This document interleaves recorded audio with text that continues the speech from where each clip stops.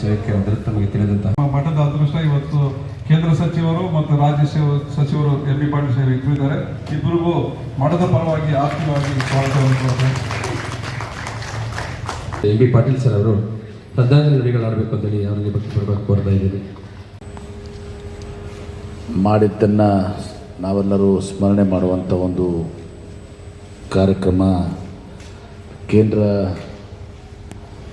ನಾನು ಶುಕ್ರವಾರನೇ ಇಲ್ಲಿ ಬರಬೇಕಾಗಿತ್ತು. ಇಲ್ಲಿಗೆ ಕೊಡುಗೆ ಇವತ್ತು ಸಂಘ ಸಂಸ್ಥೆಗಳನ್ನ ಪ್ರಾರಂಭ ಮಾಡುವ ಮೂಲಕ ಅಂದು ಪ್ರಪ್ರಥಮ ಏನು ವೀರಶೈವ ಮಹಾ ಅಧಿವೇಶನ ಆಯಿತು, ವೀರಶೈವ ಮಹಾಸಭೆ ಅಧಿವೇಶನ ಆಯಿತು. ನಮ್ಮ ಹಾಜಿನವರಾದ ಶ್ರೀಶೈಲ ಲಿಂಗರಾಜರು ವೀರಶೈವ ಮಹಾಸಭಾದ ಸಂಸ್ಥಾಪಕ ಅಧ್ಯಕ್ಷ ಮಡಿ ನಿರ್ಮಣಾಸ್ ಪೂಜ್ಯರ ಒಂದು ಶ್ರದ್ಧಾಂಜಲಿಯ ಕಾರ್ಯಕ್ರಮದಲ್ಲಿ ಇವತ್ತು ಬಂದು ಇಲ್ಲಿ ಅವರಿಗೆ ನಾನು ಗೌರವವನ್ನು ಅರ್ಪಿಸುವಂಥ ಕೆಲಸ ಮಾಡಿದ್ರೆ ಅಂತ ಹೇಳಿ ನನ್ನ ಮಾತುಕತೆ ಇವರ ಮಕ್ಕಳೆಲ್ಲ ಖುಷಿ ಮಾಡ್ತೀನಿ.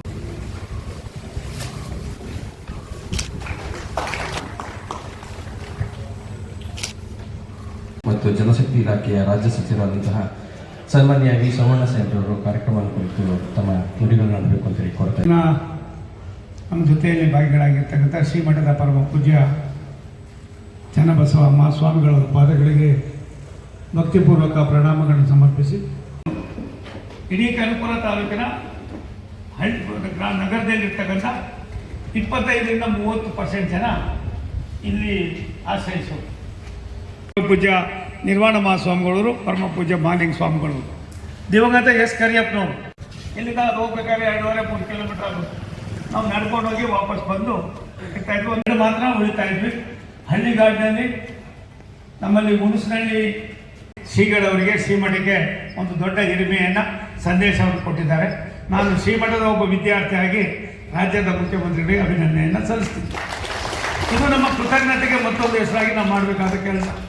ನಮ್ಮೆಲ್ಲರಿಗೂ ಧನ್ಯವಾದಗಳನ್ನು ಸಮರ್ಪಿಸುತ್ತಾ ಈ ಶ್ರದ್ಧಾಂಜಲಿ ಸಭೆಯನ್ನು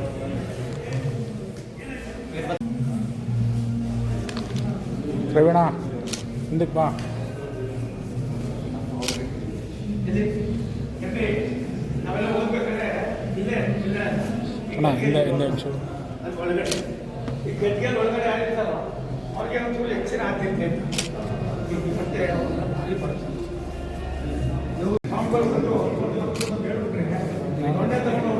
ಬನ್ನಿ ಬನ್ನಿ ಬನ್ನಿ ಇಲ್ಲೇ ಬನ್ನಿ ಸರ್, ಇಲ್ಲೇ ಬನ್ನಿ. ಇಷ್ಟೇ